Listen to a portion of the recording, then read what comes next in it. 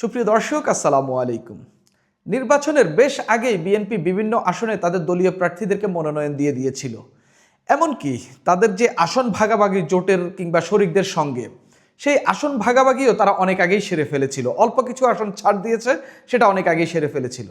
নির্বাচন কমিশন যখন মনোনয়ন ফরম বিতরণ শুরু করে, তার আগে থেকেই আমরা জানতাম বেশিরভাগ আসনেই বিএনপির কোথায় কে এবং বিএনপির শরিকদের কোথায় কে প্রার্থী হচ্ছে। তবে এই আগে ভাগে মনোনয়ন দিলেও এবার অন্তত 3টি আসন ফাঁকা রেখেই বিএনপিকে নির্বাচন করতে হচ্ছে। অর্থাৎ 3টি আসনে বিএনপির দলীয় জোটের কিংবা তাদের জোটসঙ্গীর কেউই প্রার্থী থাকছেন না, এরকম শঙ্কা জেগেছে। অর্থাৎ বিএনপিকে 300 আসনের মধ্যে 297 আসনে নির্বাচন করতে হবে, বাকি 3টি আসনে তাদের কেউ কোনো প্রার্থীই নেই দলীয় এবং জোটের। পাশাপাশি শেষ মুহূর্তে এসে বিএনপি 2টি আসনে তাদের প্রার্থিতা পরিবর্তন করেছে। কোন আসনগুলো বিএনপির ফাঁকা থাকছে এবং কোন আসন দুটিতে শেষ মুহূর্তে বিএনপি বিকল্প প্রার্থী থেকে প্রার্থী বেছে নিয়েছে, অর্থাৎ আগে যাকে মনোনয়ন দিয়েছে তাকে বাদ দিয়ে নতুন বিকল্প থেকে একজনকে বাছাই করে নিয়েছে, সেই সব নিয়ে কথা বলবো এবং এটা আসলে কি ধরনের ইম্প্যাক্ট ফেলবে সেটা নিয়েও কথা বলবো। শুরুতেই আসি বিএনপির যে 3টি আসন যে ফাঁকা, 3টি না, বিএনপির মূলত 4টি আসন ফাঁকা থাকবে। একটা হচ্ছে যশোর 4, সেখানে বিএনপি মনোনয়ন দিয়েছিল টিএস আইয়ুবকে। তার ঢাকা ব্যাংক সহ আরও 2-1টি ব্যাংকে তার ঋণ খেলাপি রয়েছে এবং তিনি তার ঋণ পরিশোধ করেননি এবং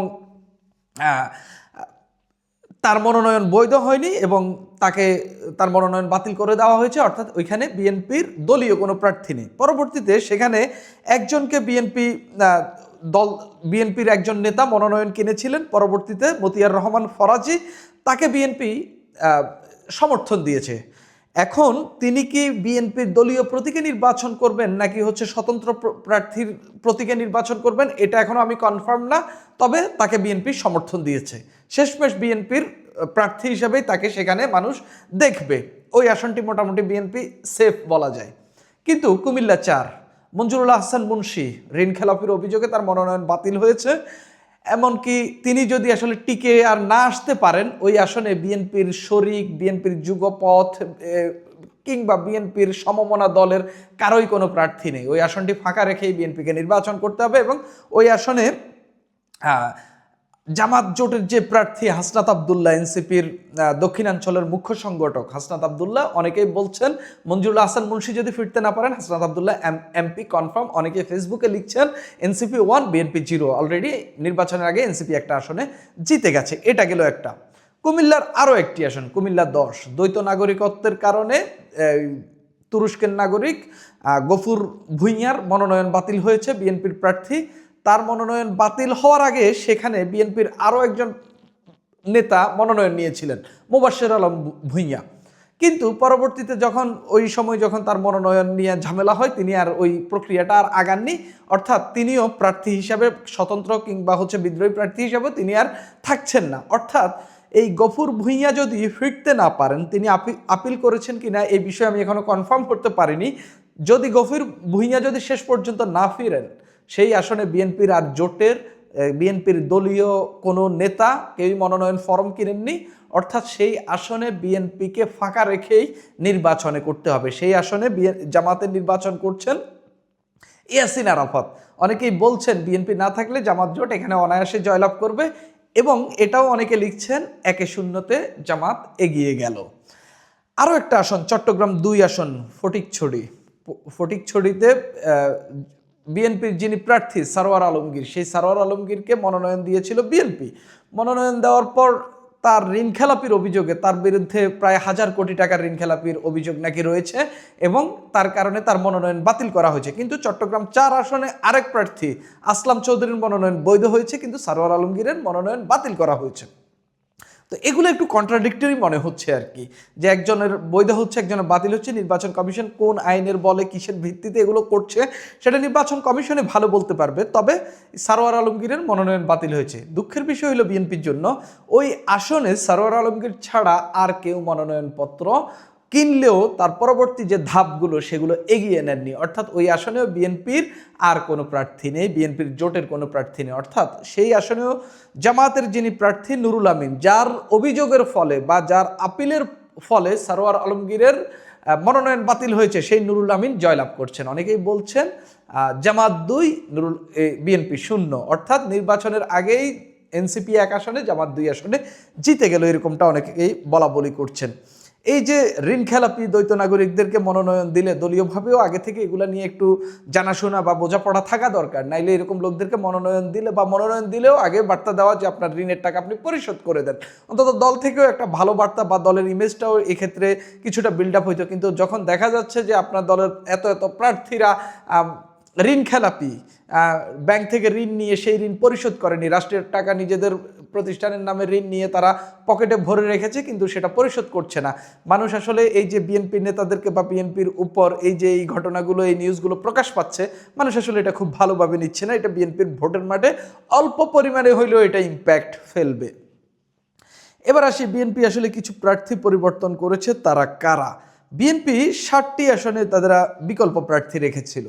60টি আসনে শেষ পর্যন্ত বেগম খালেদা জিয়ার আসনগুলোতেও বিকল্প প্রার্থী ছিল, পরবর্তীতে বেগম জিয়ার মৃত্যুতে সেই আসনগুলোতে বিকল্প প্রার্থীরা অটোমেটিকলি অ্যাক্টিভ হয়ে যায় এবং তারাই প্রার্থী হিসাবে বিবেচিত হয়।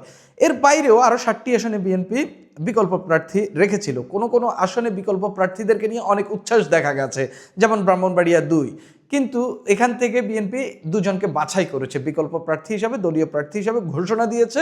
অর্থাৎ এখান থেকে বিএনপির যে মনোনীত যে প্রার্থী তাদের থেকে 2 জনকে পরিবর্তন করেছে। আমরা আগে দেখি বিকল্প প্রার্থী কারা কারা ছিলেন। সিলেট 6 আসনে বিকল্প প্রার্থী হিসাবে জেলা বিএনপির সদস্য ফয়সাল আহমেদ চৌধুরীকে মনোনয়ন দেওয়া হলেও চূড়ান্ত তালিকায় আগের প্রার্থী অ্যাডভোকেট ইমরান আহমেদ চৌধুরীকেই রেখে দিয়েছে। অর্থাৎ আগে যাকে বিএনপি মনোনয়ন দিয়েছে সিলেট 6 আসনে বিকল্প প্রার্থীকে পরবর্তীতে চূড়ান্ত মনোনয়ন দেয়নি, ওই ইমরান আহমেদ চৌধুরীকেই বিএনপি বেছে নিয়েছে। সুনামগঞ্জ 2 আসনে বিকল্প হিসেবে মনোনয়ন দেওয়া হয়েছিল তাহিদ চৌধুরীকে, বিএনপির সাবেক উপদেষ্টা, তাকে জেলা বিএনপির সাবেক উপদেষ্টা। এই আসনে আগে ঘোষিত নাসির হোসেন চৌধুরীকে চূড়ান্ত মনোনয়ন দিয়েছে বিএনপি। আপনারা নিশ্চয়ই জানেন এই নাসির হোসেন চৌধুরী এই জামাতের নেতা আইনজীবী শিশির মনিরের বিপক্ষে নির্বাচন করছেন, যাকে নিয়ে অনেক বিতর্ক হচ্ছে। এই নাসির চৌধুরীকে তিনি হাঁটতে পারেন না, চলতে পারেন না, সেই কারণে। ব্রাহ্মণবাড়িয়া 4 আসনে একেবারে সাবেক আমলা এবং অনেক জায়গায় কাজ করা মুশফিকুর রহমানকে বিএনপি আগে মনোনয়ন দিয়েছিল, পরে বিএনপি কবির আহমেদ ভূঁইয়াকে, আন্দোলনের ফলে আমরা দেখলাম কবির আহমেদ ভূঁইয়াকে মনোনয়ন দিয়েছে, বিকল্প প্রার্থী হিসাবে রেখেছে। কিন্তু শেষ পর্যন্ত ওই চলতে না পারা 80 ঊর্ধ্ব প্রায় 90 ছুঁই যে ব্যক্তি হাঁটতে পারে না, চলতে পারে না, অনেকেই বলছেন যাকে আইসিইউতে রাখা দরকার, তাকেই বিএনপি শেষ পর্যন্ত সেই মুশফিকুর রহমানকে মনোনয়ন দিয়েছে। তিনি যদিও সাবেক 2 বারের এমপি। চট্টগ্রাম 6 আসনে বিএনপি একটা ভালো খেলাই খেললো, গিয়াসউদ্দিন কাদের চৌধুরীকে প্রথমে মনোনয়ন দেয়, দ্বিতীয় ধাপে সম্ভবত 4 ডিসেম্বর। পরবর্তীতে আমরা দেখলাম গোলাম আকবর খন্দকারকেও বিএনপি বিকল্প প্রার্থী হিসাবে মনোনয়ন দিয়ে দেয়, কিন্তু শেষ পর্যন্ত গিয়াসউদ্দিন কাদেরকেই রেখে দিয়েছে। যশোর 4 আসনে ওই যে টিএস আইয়ুবের মনোনয়ন বাতিল হইল, এখন বিএনপি মতিউর রহমান ফরাজিকে দলীয় প্রার্থী হিসেবে ঘোষণা করেছে, অর্থাৎ তিনি ধানের শীষ পাচ্ছেন। সুনামগঞ্জ 1 আসনে আনিসুল হকের পরিবর্তে তাহিরপুর উপজেলা পরিষদের সাবেক চেয়ারম্যান কামরুজ্জামান কামরুলকে চূড়ান্ত মনোনয়ন দিয়েছে দল, অর্থাৎ এখানে বিএনপি পরিবর্তন এনেছে। এই আসনটিতে বিএনপি এবং যশোর 4 আসনে বিএনপি পরিবর্তন এনেছে। এই 2টি আসন, যশোর 4 আসনে এবং সুনামগঞ্জ 1 আসন, এই 2টি আসনে বিএনপি পরিবর্তন এনেছে। বগুড়া 2 আসনে এখানে আমরা জানি নাগরিক ঐক্যের আহ্বায়ক মাহমুদুর রহমান মান্নাকে সভাপতি মাহমুদুর রহমান মান্নাকে মনোনয়ন দিয়েছে, কিন্তু এখানে মীর শাহ আলমকে বিএনপি বিকল্প প্রার্থী হিসেবে রেখেছে। কিন্তু এটা নিয়ে এখনো বিএনপি কোনো সিদ্ধান্ত জানায়নি।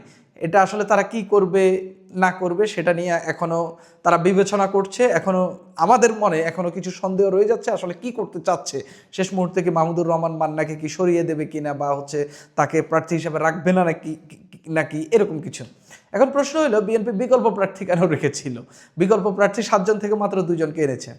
দেখেন, যেখানে যেখানে বিকল্প প্রার্থী দেওয়া হয়েছে অধিকাংশ প্রার্থীকে নিয়ে বিতর্ক ছিল, এবং এমন এমন জায়গায় বিকল্প প্রার্থী দিয়ে দেওয়া হয়েছিল অনেক প্রার্থী বৃদ্ধ, যেমন নাসির হোসেন চৌধুরী, তারপরে মুশফিকুর রহমান, এদের বয়স একেবারে শেষ। তো বিএনপি হয়তো ভেবেছিল যদি মারা যায় কিংবা যদি কোনো অঘটন ঘটে যায় সেই ক্ষেত্রে হয়তো তারা বিকল্প প্রার্থী রেখেছে। কিন্তু গিয়াসউদ্দিন কাদের চৌধুরী এই আসনে কেন বিকল্প প্রার্থী রেখেছে? গিয়াসউদ্দিন কাদের চৌধুরী বিএনপির বহিষ্কৃত নেতা। এই যে কিছু কিছু নেতা লাগাম টানার জন্য ব্রাহ্মণবাড়িয়া 4 আসনে ব্রাহ্মণবাড়িয়ার কোন আসনে জানি 4 আসনে, যেখানে কবির আহমেদ ভূঁইয়াকে মনোনয়ন দেওয়া হয়েছিল, সেখানে মুশফিকুর রহমানকে মনোনয়ন দেওয়ার পর কবির আহমেদ ভূঁইয়ার অনুসারীরা ব্যাপক আন্দোলন করেছে। পরবর্তীতে বিএনপি কবির আহমেদ ভূঁইয়াকে বিকল্প প্রার্থী হিসাবে মনোনয়ন দিয়ে এক ধরনের বুঝ দেওয়ার চেষ্টা করেছে যে আমরা তাকে বিবেচনা করছি। তখন আন্দোলনটা কমালো। এখন যখন দেখলো যে শেষ দিকে তারা হচ্ছে ওই মুশফিকুর রহমানকেই তারা বহাল রাখলো, এর মধ্য দিয়ে ওই আগের আন্দোলনটাও দমাইলো। এখন মুশফিকুর রহমান আগের প্রার্থীকেই রেখে দিল। এখন আর কবির আহমেদ ভূঁইয়ার পক্ষে প্রার্থীতা পরিবর্তন করা কিংবা স্বতন্ত্র প্রার্থী হওয়ার সেই রকম কোনো সম্ভাবনা বা হচ্ছে তার দিক থেকে সেই অবস্থাটাও এখন নাই আর কি। তো এই গেমগুলো রাজনীতির মাঠে, এই খেলাগুলো দলগুলো খেলে নিজেদের নেতাদের সঙ্গেই, সেই খেলাটাও বিএনপি খেলেছে।